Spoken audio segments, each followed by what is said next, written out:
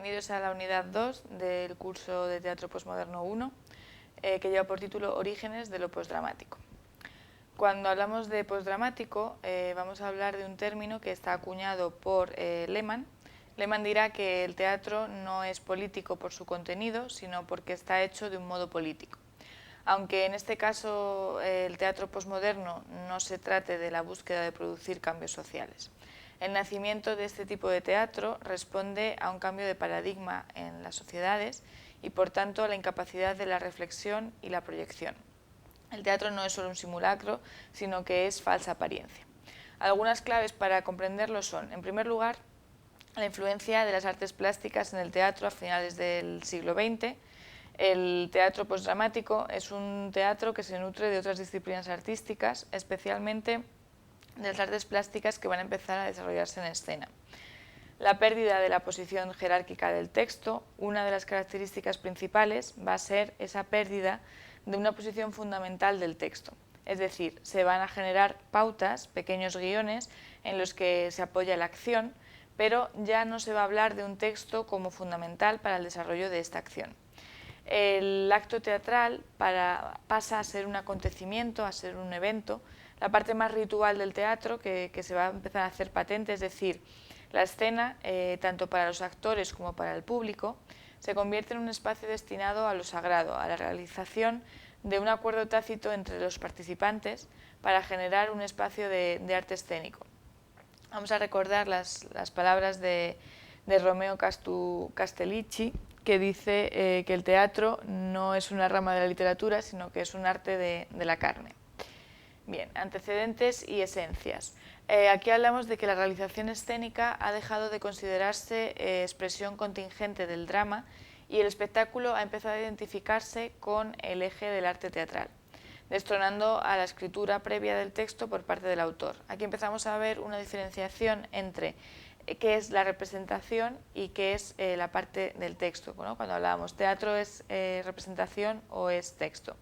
En este caso, en el teatro postdramático, empezamos a ver cómo hay una ruptura con la idea del texto para empezar a desarrollar la idea de la acción. Hablamos de autores que a finales del siglo XIX han sido importantes para el desarrollo de este tipo de teatro, que son Ibsen, Strindberg, Harry, Maeterlinck o Pirandello. En una segunda oleada vamos a hablar de autores como Artaud, Bertolt Brecht, Samuel Beckett, Ionesco o Jean Genet, que vamos a encontrar en ellos esta noción precisamente del collage, de lo híbrido y de la deconstrucción de las formas. En las obras postdramáticas, los personajes no van a evolucionar de un modo aristotélico, es decir, en la mayoría de los casos no se resuelve ningún tipo de conflicto. La idea de conflicto va a ser siempre en el teatro clásico la base del teatro, de lo que se entiende por teatro. Sin conflicto no hay acción dramática, no hay obra, ¿no? Sin embargo, el teatro postdramático rompe con todo esto y nos va a hablar de no hay necesario solucionar ni resolver ningún tipo de conflicto, sino que se va a afirmar sobre el conflicto para anunciar que lo importante son en las acciones, en las palabras, ese vacío que las sumerge. La obra se va a volver un espacio claustrofóbico para los personajes. Vamos a entender el cambio hacia lo postdramático como un nuevo modo de expresión de los métodos de la representación, especialmente en la no concesión de la posición privilegiada que tenía en los modos clásicos de la representación el texto. En este caso, la importancia va a residir en la acción, no en la palabra. Lo que hablábamos no es lo que se dice, sino cómo se dice, lo que hay detrás de lo que se dice, el discurso teatral. Entonces vamos a renunciar a la trama, a la convención dentro de la historia. Se van a reformular los personajes dramáticos, como veíamos, van a vivir en entornos claustrofóbicos, no van a resolver ningún tipo de conflicto.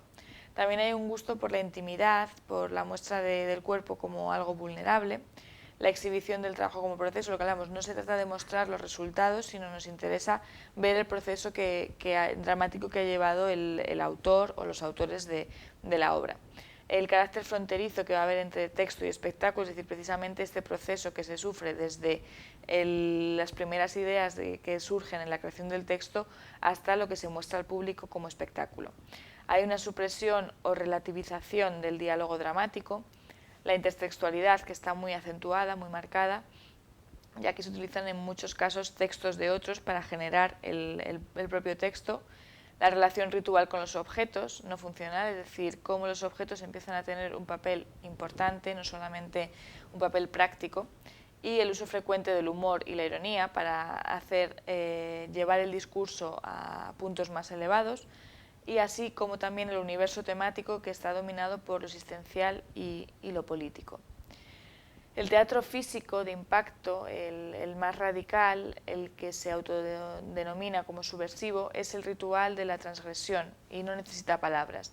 Vamos a considerar el drama no como texto, sino como acción, es decir, lo que había sido considerado en el teatro clásico como texto, como fundamental para la acción dramática. En este caso, como hablábamos, hay un performance script que nos sirve para entender la diferencia con el teatro aristotélico, para empezar con una multimedialidad en la posmodernidad. Se celebra el arte como una fiesta, es decir, es un rito, es un evento que no solamente se concentra en la duración exacta de la obra, sino que tiene en cuenta ese antes y ese después, tiene en cuenta el proceso de sociabilización que se genera dentro del teatro. Lehmann nos habla de un concepto histórico que no es absoluto. Como hablábamos también, el teatro postdramático, el teatro postmoderno, se van a situar en los niveles de lo estético y lo filosófico y no específicamente de lo histórico. Bien, en el espacio y el teatro recojo estas palabras de Felisa de Blas, en el que también vamos a ver cómo hay un cambio grande a nivel escénicamente, a nivel físico, en lo que viene a representarse, es decir, por ejemplo, la escenografía cambia, hay una introducción de las artes plásticas, como decíamos, en el que encontramos autores como Piscator, Groepius, etcétera, que van a entender el edificio teatral en su conjunto, no como un punto aislado, sino como un punto que está inserido en otro espacio mayor. También es importante destacar esta idea de teatro visual. Hablábamos en la unidad anterior del teatro kinésico, del teatro de la deconstrucción, y en este caso vamos a determinar el concepto de teatro visual. Vamos a entender el término como aquel que va a englobar dramaturgias que se plantean la elaboración de un discurso expresable, exclusiva y primordialmente en imágenes, y que utiliza su traducción escénica los lenguajes más visuales de las artes de la representación. Un ejemplo de esto va a ser, por ejemplo, Bob Wilson, que utiliza mucho el sonido y la imagen dentro de sus creaciones. También es referencia a la poesía escénica de Joan Brossa, que es interesante consultar. Las nuevas tecnologías. En este caso, hablar de nuevas tecnologías en el teatro sería un curso completo solamente relacionado con este tema, pero bueno, quería solamente rescatar la idea general para que sea también uno de los puntos a analizar en los análisis que se realicen dentro de las obras de teatro. Es decir, actualmente nos encontramos inmersos en este tipo de nuevas tecnologías que hablamos de smartphone, tablets y otros objetos que se han ido introduciendo en nuestras vidas cotidianas y que de algún modo también se utilizan como guías de comunicación dentro del teatro. Pueden ser utilizados de muchos modos, pero la diferencia fundamental que vamos a establecer en los análisis va a ser precisamente si son elementos que apoyan la escena, apoyan la acción dramática, o son elementos que simplemente se encuentran allí por una situación pragmática o por una situación circunstancial. Vamos a poner en entredicho cuál es exactamente la esencia del teatro, es decir, en el teatro es fundamental la presencia de un cuerpo, la presencia de una persona frente a otra persona que interprete teatro, tal y como nos decía Bertolt Brecht o como nos han dicho otros autores. En este caso, las nuevas tecnologías deben servir como un elemento que nos permita comunicarnos mejor, no como un elemento que entorpezca o que no deje llegar a buen puerto la transmisión del discurso que tiene la obra de teatro. Entonces, bueno, es uno de los debates más candentes y uno de los debates abiertos que seguirá entre cuál es la relación o cuál es la buena relación entre la técnica y el arte. En esta comunión tenemos a los detractores del uso de las nuevas tecnologías y también tenemos a aquellos que la apoyan, que la ven como un hilo conductor. Lo que podemos ver, por ejemplo, también no solamente en la propia representación teatral de la pieza, sino también en el antes y en el después, ¿no? con toda la relación que hay en redes sociales, blogs, etcétera, que en Internet nos pueden permitir tener una comunicación directa entre el equipo artístico y el público, que van a hablar entre ellos sobre el proceso y el desarrollo de la obra.